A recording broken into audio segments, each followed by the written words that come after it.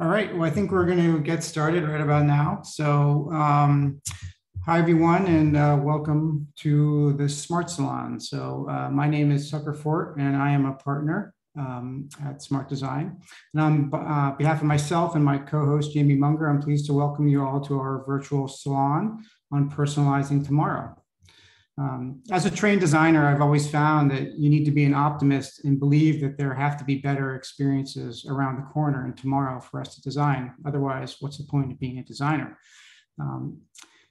At the intersection of emerging technology and consumer behavior, personalization stands out to me as one of the next great design and innovation frontiers, and it's something I'm super excited about.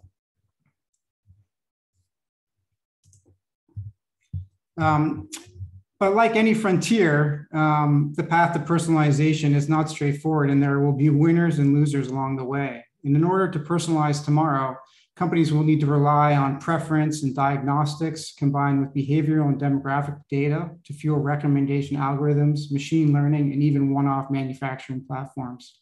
It all sounds great, but it's not easy, and sometimes no personalization is really better than delivering the wrong personalization. We've got three guests here today who spend a lot of time thinking about these issues, and I'll ask them to introduce themselves now and talk a little bit about some of the projects that they're working on. So I'll hand it over to Xavi first. Welcome, Xavi. Hey, hello everyone. Thanks, Tucker and team, for hosting me and talk a little bit about personalization. I'm Xavi Cortadellas. I lead innovation and design at Gatorade. I've been with the brand for the last 10 years or so, and before that, many years working in Nike. So I'm kind of an innovator, marketer, always around sports. So a little bit about Gatorade and personalization, probably kind of a little bit of a juxtaposition. We are a CPG brand and we do products for the masses, but over the last 6-8 years, we have been working with the GX platform with the whole purpose to bring personalization to every athlete.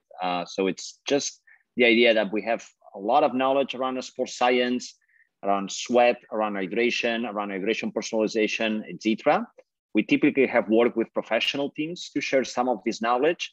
And we started this journey a few years ago on kind of, can we bring all our knowledge to everyday athletes, help them to educate themselves a little bit on their sweat, their fueling preferences, their fueling needs, and expanding into personalized products and personalized services. So has been a very interesting journey, and we have uncovered new lines of business working around that. So we start with this idea of personalized products, but then we span rapidly into wearables. You're seeing here the sweat patch. We expand also into services and even kind of new ways to engage consumers. So excited to talk more about that. Great, thanks, Xavi. And now on to introducing Allison. Hey everyone, my name is Allison. I am at Peloton, so I'm a senior product manager. I've been with the company for about 2.5 years, and my area of expertise really relies on all software related to content, onboarding new content, software used to create content, software used by our instructors to produce content, as well as how we deliver content to our member base. So as it relates to personalization, a lot of what we were doing is class recommendations. So the photo on screen, if folks aren't in the room or not Peloton users, this is an example of our bike home screen as of yesterday. And this is really the most visible place where personalization fits into our platform, where, as soon as a member logs on, we're able to show them the recommendations and try to find the one class of thousands that might be what they're looking for in that moment. And, getting them to different instructors, as well as also balancing that with what else is happening on the platform that might also be interesting to them. So it's a mix of a bunch of different priorities, personalization being at the heart of it all. So I'm excited to be here and to chat with the other panelists. Great, thanks, Allison. And then last but not least, we have Nasahn. Hi, my name is Nasahn Sheppard. My pronouns are he and him. It's great to be here. Thank you for having me, and I really look forward to this panel and with my esteemed guests. It's going to be a great conversation. This is a subject that I absolutely love and I'm really passionate about. My career spans over the last 2 decades, the first part of which I spent in agencies, really working with world-leading brands and around a lot of these topics in kind of early days. And I spent 5 years at REI leading the private brands business at REI and really leading a transformation of REI Co-op as a business and a company, and looking through this in the sense of outdoor space and how to personalize and bring people into the outdoor space for all. The past few years have been at Amazon, leading experience design for all devices and Alexa across the entire platform. And most recently, this past year, I'm with Stash, and I'm really grateful to be with a beautiful mission-based company that is focused on democratizing finance and really serving the underserved in bringing the 70% of Americans who do not have $400 in a medical emergency, and the vast majority of our customers who've never invested actually into the fold and opening the aperture for them. And so we're on a journey of personalization. And I would say that we haven't figured this out entirely. I think like many, we're on the path. But really, as we start to think about how do you take a digital experience at scale for somebody who is not traditionally been invited into the conversation of financial services in a way to like grow wealth, to really make it personal for them. And I'm very keenly, and my team is very interested in the idea of Stash designed for you and nobody else.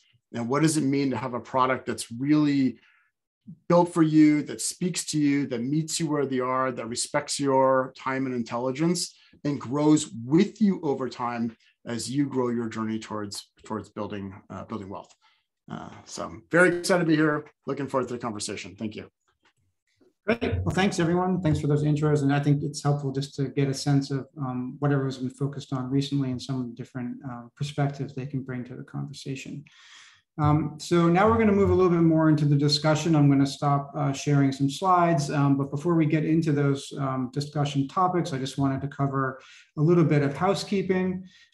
So first of all, I want to just make sure that everyone understands that there is a Q&A box at the bottom of your screens. Please, we encourage you to type in any specific questions, either for the panel as a whole or to a specific panelist. And Jamie, my co-host, will be keeping tabs on the questions. We will get into some of the specific questions a little bit later, so they will be covered. And there's also a chat window if you choose to chat a little bit during the panel event as well. Just so everyone knows, the session will be recorded and there will be a summary created along with links, and that'll be available in about a week or so through the Smart Design website. So perfect. So let's get into things. So the first topic that we're going to discuss a little bit more about is consumer expectations around personalization. And, I know from my personal experience that, personalization is a really big word that can mean a ton of different things to many people. Even when I first reached out to Nasahn and said, we're doing a talk on personalization, the first thing he said is personalization in what context? I mean, where do we even start? And I know we've done hundreds of qualitative interviews exploring personalized products and services, and pretty much nobody uses the word personalization. No end consumers use that word. They don't even think about it in that way. And so, but as designers, we know that people have preference towards personalized products and services. So how do we understand, what this means for different people?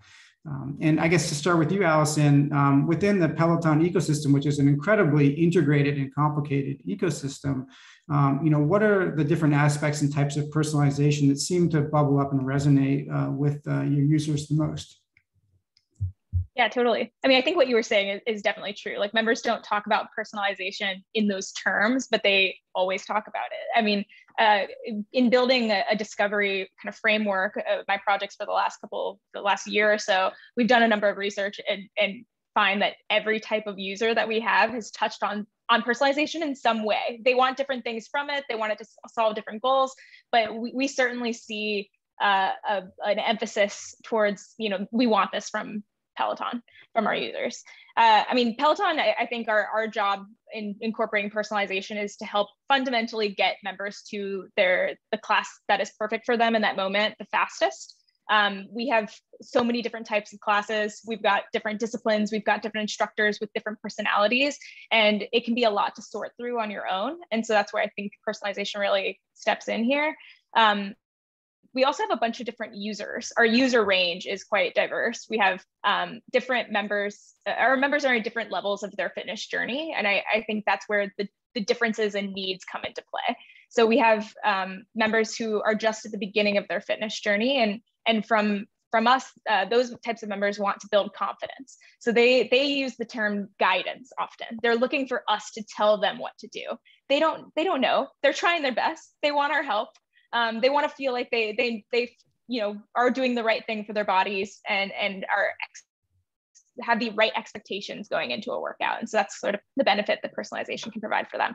But then also we have, super experienced athletes on our platform. And for them, choosing the right workout, choosing the best, thing to do for their fitness in that moment, whether they're recovering or on a peak active day, they know what to do. But from us, they're really looking for finding those classes faster because, fundamentally, all of our users sort of see Peloton as, it makes their lives easier. And so anything that we can do to come in and help them find their class faster so that they can get the most out of their workout and spend less time sorting through content is really what kind of across the board people are looking for from us.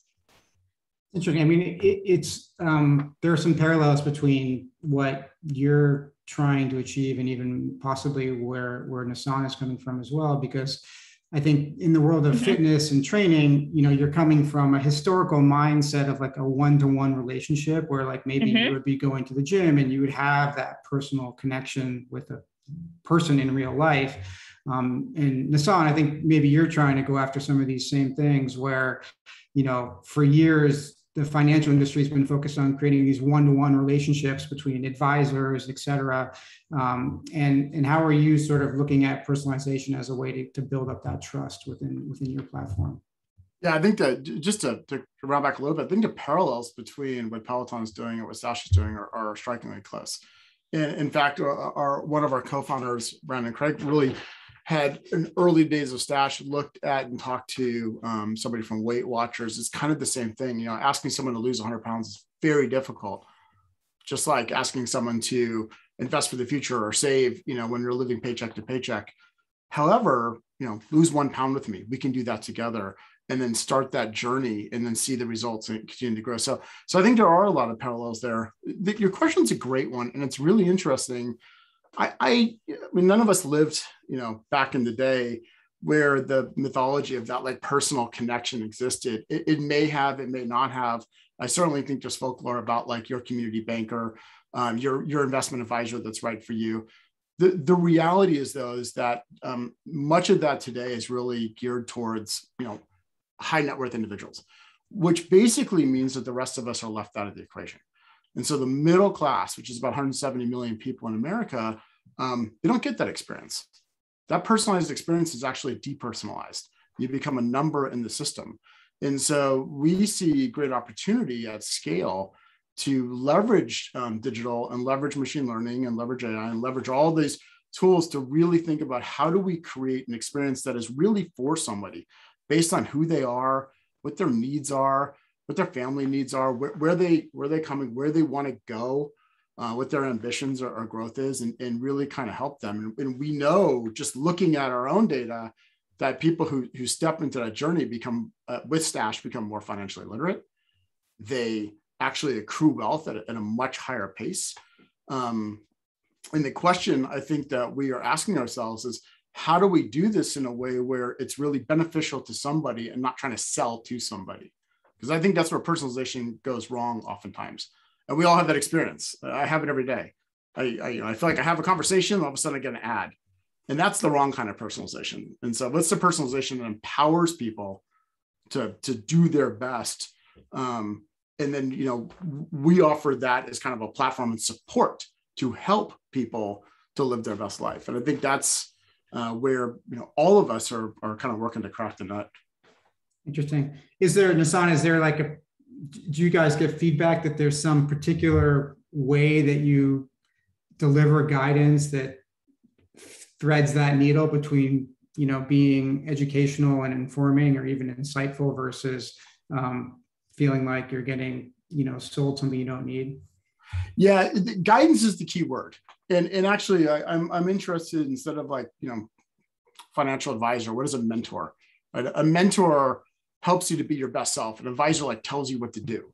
Yeah. And so if you think about that through the lens of like financial mentorship and personalization, then I think the conversation changes. And therefore we can change the conversation.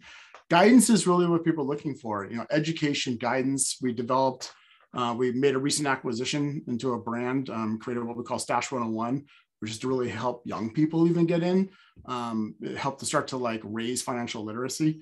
And so these sorts of things are really important to people, especially recognizing where many of our customers start from. About 70% of our customers have no investing experience at all. So they're independent of where they are in their life stage. They come in, pure cold. And I think that this industry in particular has done itself a disservice and done customers a disservice where it uses fancy words. It creates complex structures and mechanisms that people don't understand. And it makes, us as consumers feel stupid and therefore disempowered. And so I think we have a huge opportunity and work that we're doing to really help empower people through giving them guidance, giving them the education, to meet them where they are in their journey, make it, right and relevant for them. And lastly, we developed something which we call Stock Back. And this is an innovation in the financial space. But basically, it's a debit card. And when you buy something, you actually get a piece of equity back. It's the first time it's ever happened in the history of the world. And it's amazing because people can all of a sudden start to invest without actually know they're investing. I love McDonald's. I go there 3 times a week. I'm a roofer. Next thing you know, I'm accruing McDonald's stock. So I'm actually buying into something I believe and then deepening that. So it's a form of personalization, but really through kind of your actions of who you are and the things you love. That's super interesting. Yeah. So is the selection of the investment is based on where the dollars are being spent on like a category basis or something like that? It is for that, but Stock Back card it is. Yeah. That's cool. So if you buy Gatorade, you get Gatorade stock. Pepsi stock, I should say. If you shop at Home Depot, of course, we have customers can invest in their own choosing. Smart portfolios in addition. That's cool. Interesting. Kind of moving it over to you, Xavi. I think in some ways, the consumer packaged goods business is the exact opposite of what we were just discussing, and that the whole business model and the history of that industry has been built on really selling the same thing to millions of people all of the time. So it's almost the opposite of personalization. And so, from a consumer perspective and people who are used to participating in that type of experience, are your consumers or athletes even really expecting personalization? It's a good point. We are a CPG, right? So we are about the masses, the same product for everyone. I think that there are 2 trends that are converging. One is people are looking for more variety of products, functional products that, think about kind of beers, wine, etc. The amount of options that you have today versus a few years ago. So definitely in the CPG world, there are people looking for more options. And then on the other end, within sports, personalization is becoming mainstream thanks to technology, digital products, etc. So we try to play in the middle of these 2 spaces. And even I will say a few years ago when we were talking about personalization, internally was almost a dirty word, and many consumers didn't really understand that. Once you start kind of elaborating the concept, it started making sense. I said, okay, do you want your personalized training? You want your personalized instructor? You want your personalized fueling? So then people understand that, and then you start this journey. But you're right that there is kind of an initial barrier that you need to overcome. Great. So kind of moving on to some of the fundamentals of what allows at least us or me as a designer be able to start to explore how we can create more personalized products and services is really, the inherent business value of personalization. And I think, having worked on a lot of programs in this space over the years, I think that a lot of business owners and business leaders, they love the idea of personalization. But it can be abstract sometimes, and in the business case for making strategic investments in building up the technology or the design or the experience or the capabilities can be hard to make And, personalization can play direct business functions such as increase conversion rates or support, building broader experience and brand equity, or even create competitive advantage. But sometimes really making that specific case as to what the business value is to invest can be challenging. I guess, Allison, from your experience with Peloton, how's the business looked at personalization as a way to help drive the bottom line or to help reach more customers? Yeah, so I think what Nasahn was saying about it being a path is certainly true for us as well. We're on our way there, and I think in the past, certainly our personalization team has thought about it as conversion, because that's the easy way to think of it. Is the more you personalize, the more people you're serving the right content, the more content they click, and you do it all on the home screen and you save them some time. That's certainly true. We want to make sure that we're fundamentally, we're trying to create a good user experience on our home screen. So putting the right content right in front is very important to us. But we also don't only want to optimize for conversion, especially given the home screen. I kind of showed that photo. We're doing a lot there. We're working with content, we're working with music, we're working with marketing. And I think a lever that we also want to play with personalization is one around education and awareness of all of our offerings. So it could be that we launched a new instructor. We want you to know that new instructor might be interesting to you. We're able to figure out what kind of instructors, the affinity of that instructor towards other instructors, and be able to recommend that and be like, hey, introduce something new, expand your horizons. We also would want to do the same thing through content. We, kind of educate you that you should be doing stretching, or you should be supplementing with a strength class, as well as also, trying to get people to see content that they've missed, as well as content that they might not even know we have.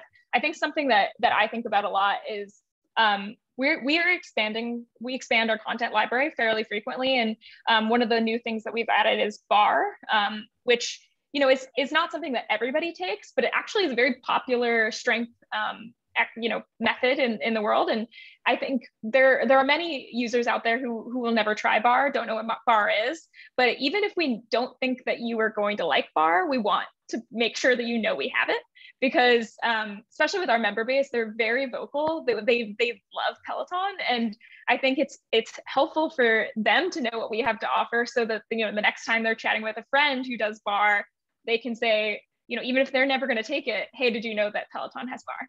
And so, it's not just about conversion for us. It's certainly like a big factor for us that we don't want to lose sight of. Like having our home screen get you to the right classes is super important and something we will not lose sight of. But we also want to supplement that with making sure that you just see the breadth. We don't want you to get pulled into taking one type of class or one type of instructor, or lose sight of everything that the company's doing.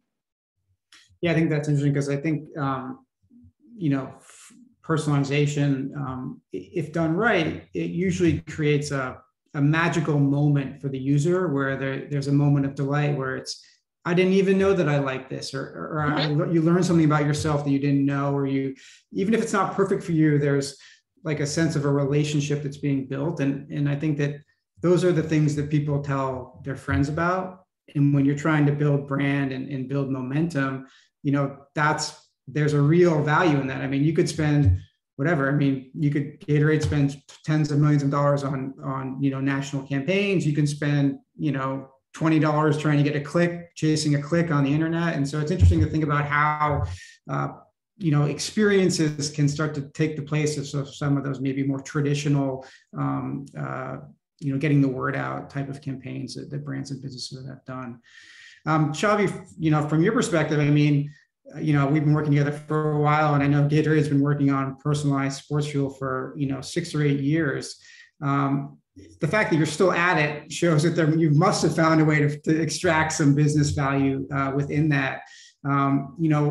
Were there any sort of turning points in that journey where you feel like you were really able to connect the dots between personalization and business impact? Yeah, it's a good question. So for us, has been an uphill battle since day one, right? Customization goes against the scale. So you need to look for ways to show this value back to the business. We start first providing kind of a premium service to our sports properties. So it was more kind of a service play for a subset of professional teams. Then later we discovered that via personalization, we could, sell kind of more premium products within Gatorade athletic equipment or within functional products. So there is kind of a premiumization of our offering. And then on the current stage, I think it's the part that's more interesting is the unlock of new business models via D2C, or even kind of new ways to engage with consumers. I think Nasahn was summarizing this very well. It's kind of this idea of guidance. And if we could be this guide that athletes are looking on the conversion of training, recovery, nutrition, etc., that gives us kind of an extra value for these users and consumers and a different type of relationship with the brand. So these step into services and kind of change a little bit the way we are interacting with our consumers. I think on the long run, that will be the part that will be more valuable for us. I think to me the challenge has been, many times people align kind of on the end vision, but how you show value for the business during the journey, right? Said, okay, I agree with that. It's kind of 3 years from now, you could deliver that. But in the meantime, show me a positive ROI on this investment, right? So that's the part that, with Gatorade.com, D2C initiatives, premium products, all this kind of stuff, to show that in the meantime, you are kind of changing the game and kind of being profitable for the business. Interesting.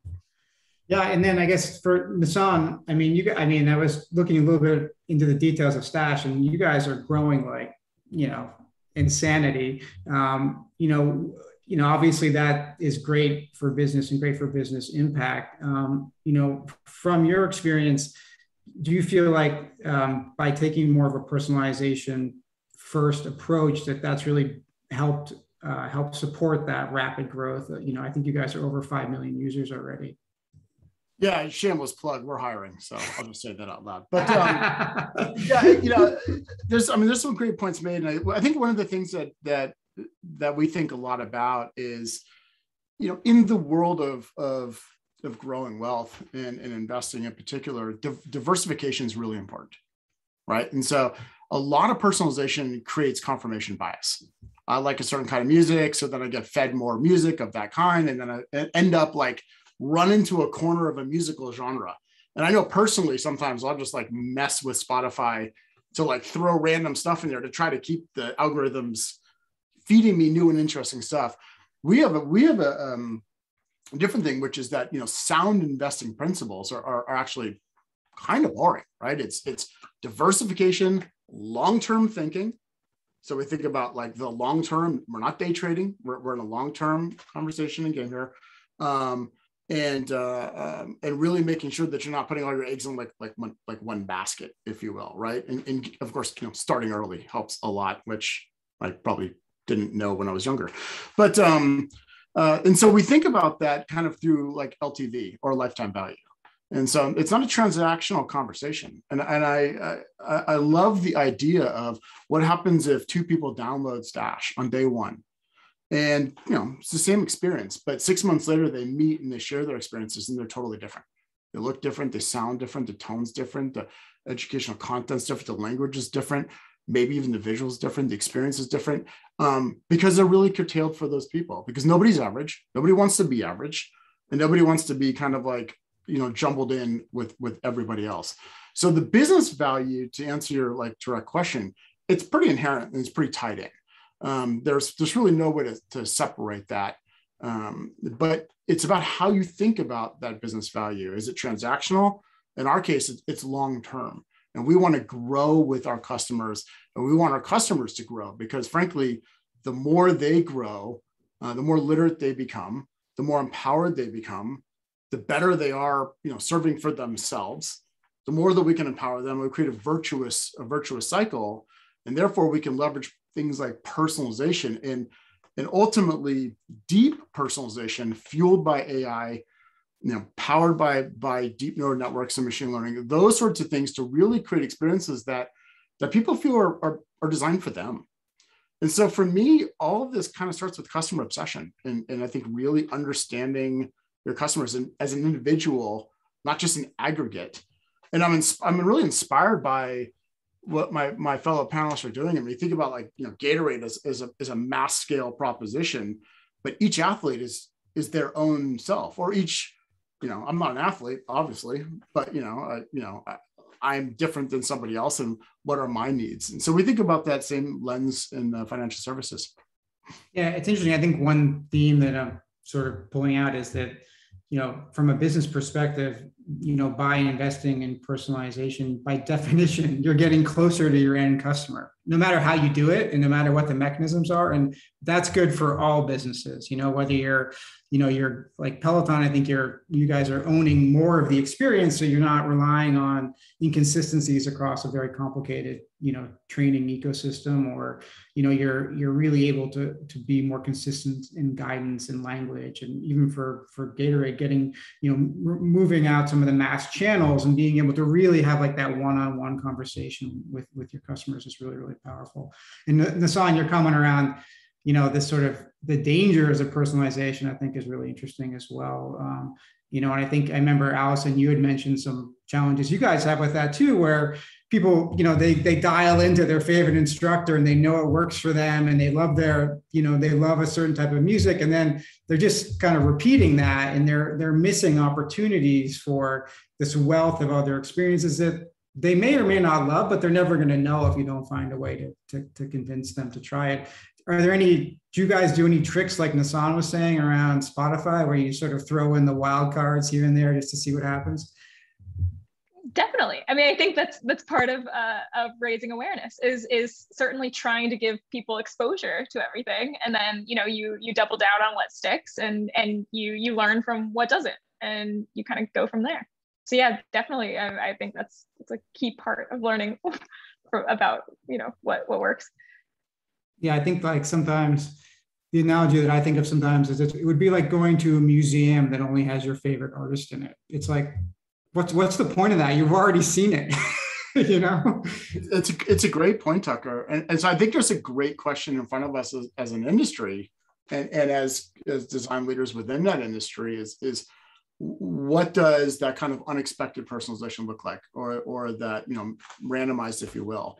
I love your museum analogy. And so how do we create a museum that both has art you love and art that maybe you didn't know you love, but you can discover that isn't so narrowly broadly focused. And so I think those are interesting and big questions that we need to kind of ask and answer. Otherwise, what ends up happening is that confirmation bias thing, which is you go in and it's just one artist, and you live in a very non-diverse, monotone world. And I don't think that's the world we want to live in. Yeah, definitely. That kind of gets us into some of the challenges around realizing personalization. And I think, as a designer, it can be really easy to come up with personalization concepts for products and services. And, that's not really the hard part. I think, from all of our experience, I would imagine the hard part is really realizing these into realistic products and features that work. And I think personalization quickly gets complicated. And I think that it's almost exponential. And sometimes a little bit of personalization can go a long way. And the answer isn't always more, it's sort of the right personalization. So I think, there are some commonalities that you're all probably dealing with around a diverse range of user types and levels of education and need around this products and services that you're delivering. But, some of the extremes are best represented in Xavi's world. Maybe where on one side, you've got, pro athletes who, they're professional in every aspect of this. And, but then you've got aspiring youth athletes who are really just, they're really at ground zero. Can you have one personalization strategy that can span that diversity of users?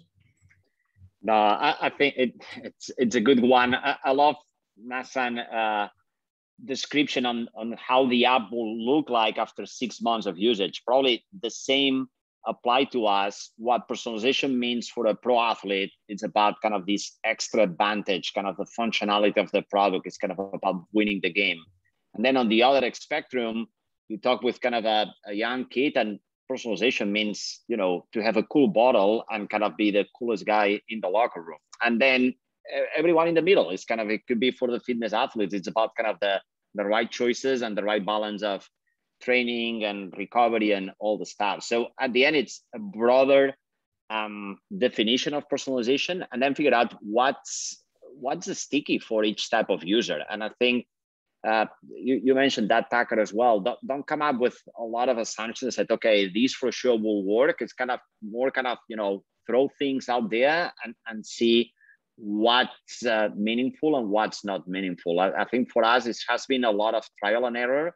And honestly, when we have, test or pilot some of the pro features with, young athletes, we have failed miserably. So I think it's more kind of a continuous iteration, and also to try to avoid a little bit kind of the complicated things. It's kind of little things could make a huge difference. Athletes want different bottles with different colors, etc. Okay, let's start there. Then maybe we will bring them into functional products, and maybe then we will bring them into personalized training programs, etc. I think it's also to celebrate the journey of the user, and don't force them to go all the way till the end. It's kind of it's fine. It's kind of little steps could make a big difference. So I think it's just to find this stickiness along the experiences, just to try to create these memorable moments. One example for us is one of the components of the GX ecosystem is the sweat patch. When athletes are applying for the first time kind of the sweat patch and figure out their sweat profile, that's a changing moment. It's kind of, they don't know about that, and all of a sudden said, oh, wait a minute, it's kind of, now I have my sweat profile, I know how much I need to drink and all the stuff.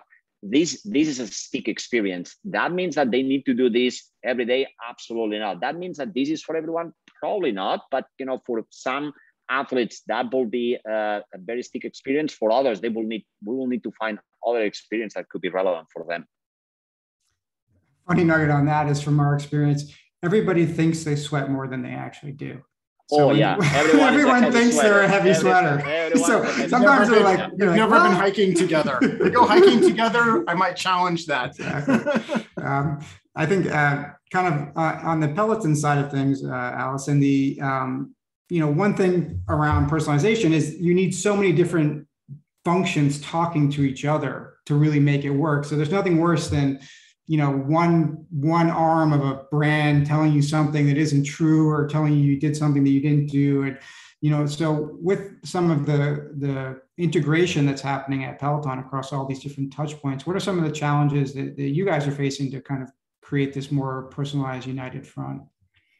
Yeah, I think honestly, the technology that we've been working on is very cool, and we've hit some challenges along the way. But certainly for me and my team, I think the biggest challenge has been bringing other stakeholders along for the ride. Kind of exactly what you were just talking about, like bringing all of the arms of our business to get united towards the same goals. And I like what Xavi was saying about celebrating failure. I mean, I think that's part of the education is onboarding for me, it's my content team, music team, marketing team, onboarding folks into how does personalization work? Like, let's demystify this, ask your questions. Let's bring the engineers in. Let's talk about how it works and how you can use it as a tool, because the way that we fail along the way, and all of those failures bring us to better outcomes. And I think it's important to help them understand how it's going to work, so that they can be prepared and tapped in for how to use it. And for us, we're certainly on a path, and where we've been with our business prior to today is, we've expanded our number of pieces of content, all of our different types of content, all of our markets, everything has sort of expanded. And in the past, all of those different stakeholders, if marketing wanted to put something on the home screen, they just put it on the home screen. That's the natural instinct is, take it over for 2 weeks and make sure that everybody saw it. And I think we're trying to, sort of fight this assumption that personalization means loss of control, when in reality, it means thinking about solving your goals in a new way. And so a lot of our work has been training folks to think about personalization as a tool, not as some black box that does things and you don't know how it works. So that's been our big challenge. And honestly, the biggest unlock for us is as soon as we started bringing the teams in and bridging the gaps between those teams. I think it's unusual to have engineers working with content, but as soon as we put those teams together, we're able to get more done and do it a little bit more collaboratively. Yeah, that's interesting. Yeah, I think it's reframing it as a tool or something that you can use to achieve something, I think can really work well. I mean, Nasahn, on the capabilities side, are there, as you're looking to, build teams or work towards a future that's more personalized, are there certain types of capabilities that you feel like companies need to have in-house to really be ready to embark on that journey?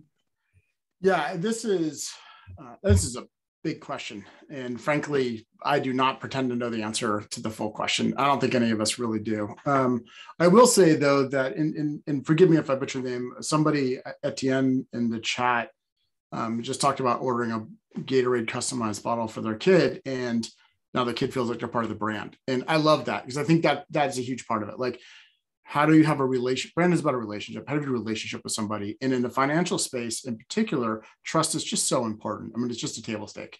And so are you building trust? Are you breaking trust?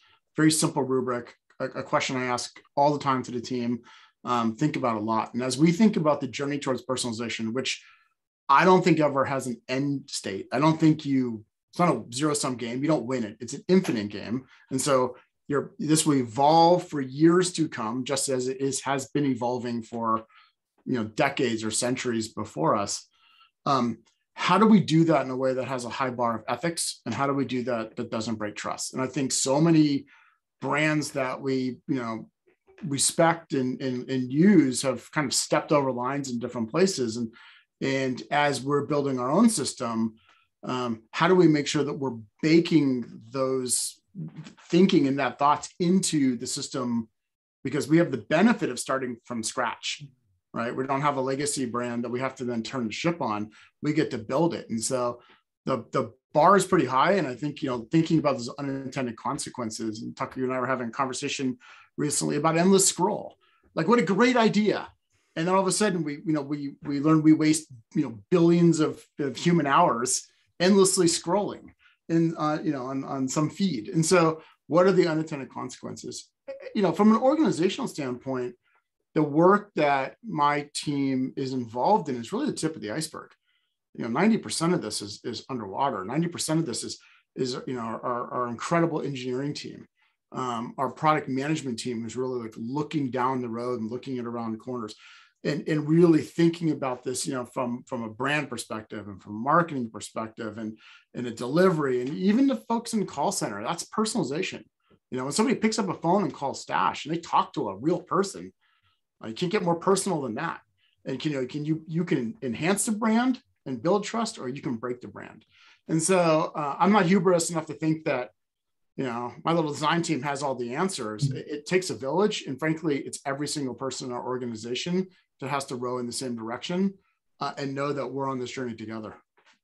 I like the idea of trust that you're sharing. I think that if you think about persons, the more you trust a person, kind of the more you will share, kind of the more you will interchange, etc. Probably the same with services, brands, etc. So I think that could be a good design filter. Is kind of, is this new feature I'm adding, is this kind of adding on this trust game, because it's kind of, if you start getting the trust of your core users, etc., I think that's kind of a long way to go. Probably you need to be over caution that you are not over promising and you're gaining this trust in little steps. But I think it's you mentioned that, Nasahn, also before, kind of the idea of guidance and trust to me go together, right? It's kind of a person that you don't, or service that you don't trust, probably will not be a good guide for you. So I think that to keep building on this trust relationship is absolutely critical. Yeah, and it's hard earned and easily lost, right? Just like in relationships in our life with people. And so I think that we have to be careful not to treat personalization like a gold rush. We have to really be thoughtful, kind of measure twice and cut once. Yeah.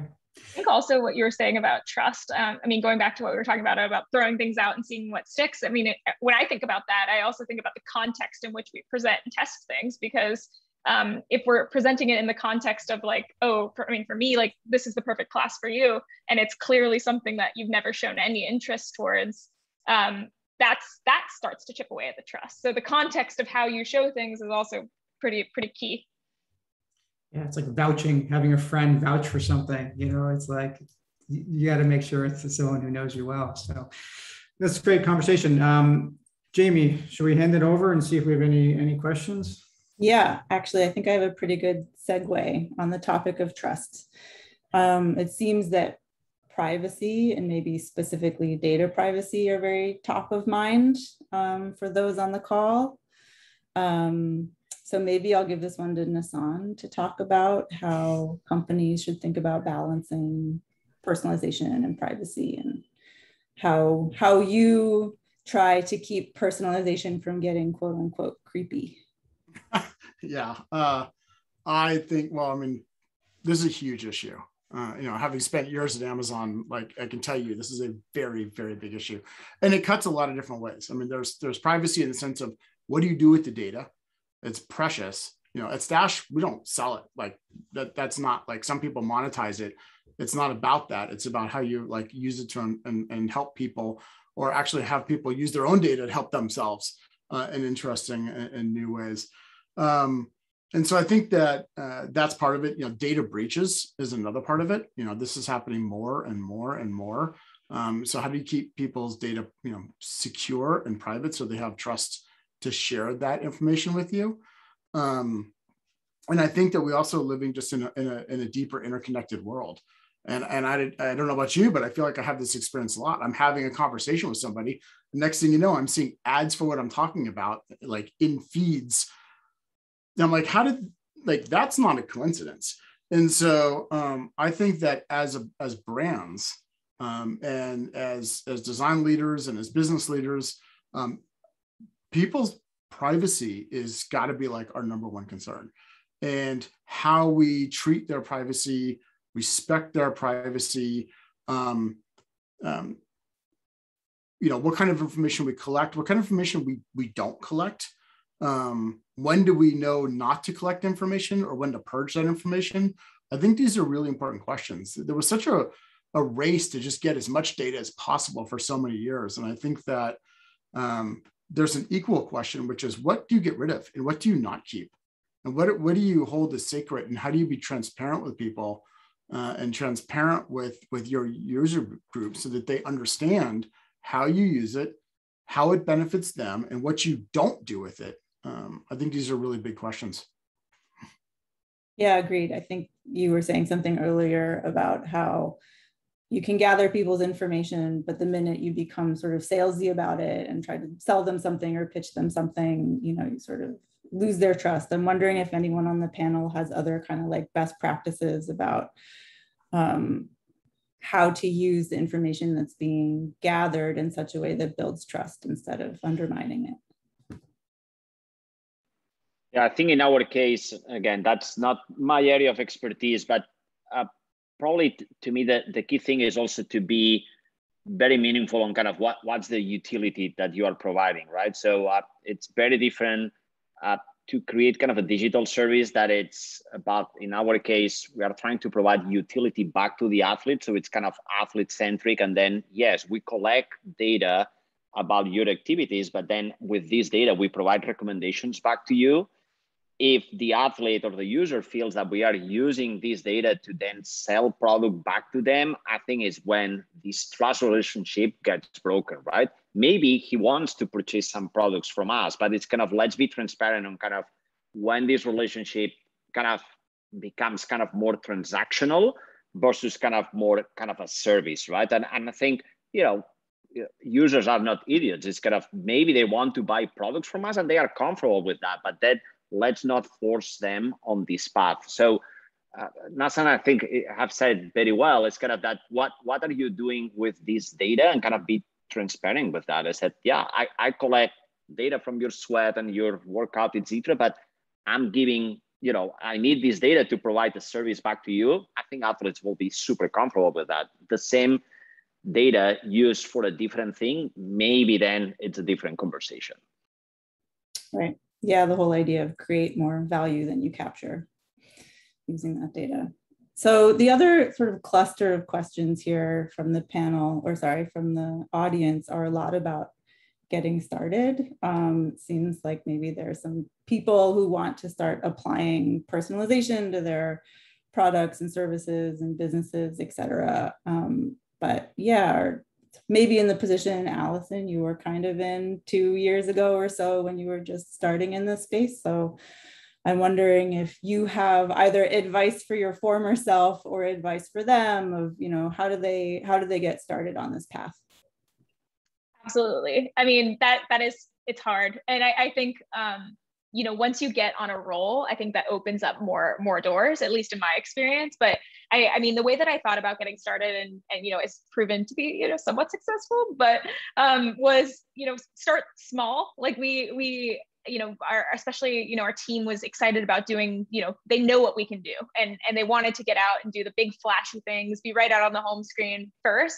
But it actually was a bit harder of a sell. In order to do that, we had to get way more people involved and way more, you know, we had to check more boxes. And so for us to get started, we picked something smaller, something that was less important to the business, something that we could experiment on, something that had a little bit less, you know, value towards it, and kind of use that as an experimental ground. And it helped us, as long as that thing, which for us is recommendations, we're still kind of playing around with that, but it's the recommendations for post-class. We're able to use that to get learnings that can apply to the rest of our system. So improving successes at a really, really small scale, we've been able to use that to, you know, start better conversations with folks about how it's used, practice there, bring them in, talk about goals as it relates to the really small thing, but do it in a way that could be later applied to the really big flashy things that the team is excited to get into. So it's definitely tough.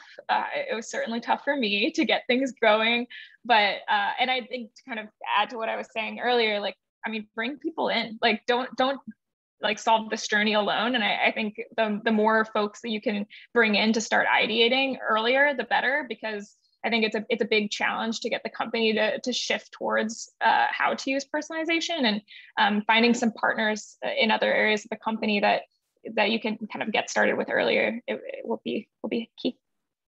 I will agree with Allison. I think two key concepts for me on bring others along. I think it's absolutely critical. It's gonna find these champions in other teams that could be super excited about your vision. That's the best way to drive internal transformation. And then the other one on this idea of piloting, you know, we use pilots and not tests, because on pilots you always learn things. That's absolutely critical. And I think as designers we are super comfortable with this type of mindset, but maybe others in the company will feel differently. But also try to extract value of the pilots themselves, right? I said even here, you know, just doing that, you know, it will be good for the brand, or it will be good for this group of users, or it will be good for this customer. That then, you know, this little thing, this little experiment per se, whatever it's kind of the final output, it will be good for the business. I think that if you could extract value from the pilots, it's much easier to get going on the journey. Yeah, I plus one both of those. I would add that I think it's really important if you're getting started, or if your organization or brand is getting started, you first kind of ask yourself why, and what do you hope to get out of it? And then I would really advocate that you create some first principles and leverage first principle thinking, or some tenets. At Stash, we created what we call customer first principles, and those become your guideposts. Because as you know, business gets pressurized, as other dynamic forces happen in the marketplace, it's easy to sometimes take a path for monetization that might go against some of your principles. But if you hard code them from day one, you really can then live the values, as opposed to you know, trying to, you know, kind of make it up as you go along, if you will. Yeah, great advice. Spoken, you know, from a group of experts. A good segue, I think, actually into our sort of final group of questions or topic area, which is really meant to, you know, sort of take advantage of having a group of people on the call who are like really at the cusp of thinking about personalization now, and probably also personalization tomorrow. So this section is about the future and what's coming. And we're looking at the future and imagining that, new technologies and consumer expectations are going to continue to evolve at a rapid pace. I think we've seen them, experience exponential growth and change in the past year or so, and will probably continue to do so. So I'd just love to hear the three of you reflect individually on what you see coming, how you're sort of preparing your teams and your businesses for what personalization is going to look like in a few years' time, and also the things that sort of concern or worry you about what the future of personalization might entail. So Nasahn, I thought I might start with you again with a question that I feel like we've talked about from different angles, but this one is sort of about boundaries and ethics. So personalization is sort of by definition personal, and designers, innovators, future thinkers like ourselves believe that it can be used to create better products and services, but there are ethical aspects, some of which we've already touched on. So wondering what your point of view is on how we avoid going too far or creating possible unintended negative consequences. Yeah, it's a great question. And frankly, it's a really important question. And I think we can just look in the news today and see that a lot of brands are kind of getting on hot water around the subject. I mean, fundamentally, I believe that if you're, like Stash, if you're really serving, the the middle class of the country, then you have to look and feel like the people you're serving. And so for us, it kind of starts with recruiting in our team and our internal DEI conversations and how we are really like leaning into creating a team that represents the people that we actually serve. Because then you can bring those points of view into the conversation. Those points of view can show up. Those sensitivities can be part of the dialogue as opposed to, a group kind of hypothesizing them. They're actually there, and you can design ethics into your system. Ethics design, I believe, is kind of an emerging field and probably should, put some horsepower into it, because I think we need to all get better in this area. But I think bringing different points of view and different voices into the conversation is a great first step. That to me it kind of starts there. If the algorithms are all written by people that look a certain way, guess what you're going to get? You're going to get something that answers what they need, not necessarily what your customers need. The good thing about customers is they're always unsatisfied. Doesn't matter what business you're in, doesn't matter who you are, doesn't matter what category, they're never satisfied. They always want more. And so that desire to serve them well means that we continually, if you're customer obsessed, you're continually innovating to figure out how do you reduce friction, how do you serve them. And if you're doing that, with a diverse group that thinks, looks, acts, behaves, and understands and empathizes with your customer base, I think a lot of these problems will work itself out. The ones that scare me, the stuff that keeps me up, is the unintended consequences. And I wake up and go, boy, are we building Terminator? You think about AI and where that can go and machine learning, and it can get dark very, very fast. And so I think if we as best as we can, understand the unintended consequences or rectify them early when we see them, we hopefully can keep it on the right side. Yeah. My next question is sort of about these macro trends, and this one is for Allison. So when you guys think about, the fitness industry and how personalization might manifest, a couple of years, maybe 3 to 5 years out, are there any like macro trends, either human behavior wise or technology wise, that you think have the power to like either accelerate or impact in some other way your particular industry? Yeah, certainly. So, I think fitness has historically been personal. I think we talked a little bit about personal trainers and personal financial advisors earlier, but I think if you're coming from that as a place, even before technology got involved, our members sort of expect some level of individualism. And I think our users also recognize, or people in general recognize, that what works for you and is not something that works for everyone else. And so I think there's always going to be this expectation that within the fitness industry that you as a person are considered. And so knowing that sort of is going to continue to be an expectation, layered with advances in technology that give people more access to their fitness data. Things like, I mean, Apple Watch, I think, is, you know, obviously very, very popular and puts all of your wellness data right in the palm of your hand, and other similar technologies in that space. I mean, before, in order to understand if you were, you know, well rested and ready for the marathon, you would need an expert to tell you that. But now you can kind of get this information along the way. And I think, you know, as people become more comfortable with their own data, their expectations for how that data can and should be used by companies who also have access to the data, I think those expectations will increase. And I think, kind of going back actually to Tucker, what you said at the very beginning, which is sometimes no personalization is better than bad personalization.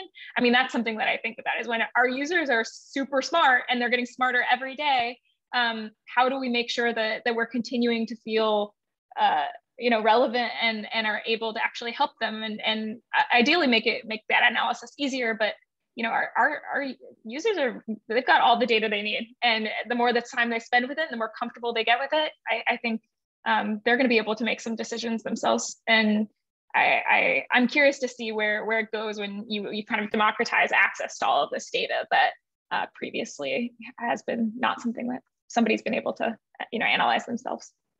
Mm-hmm.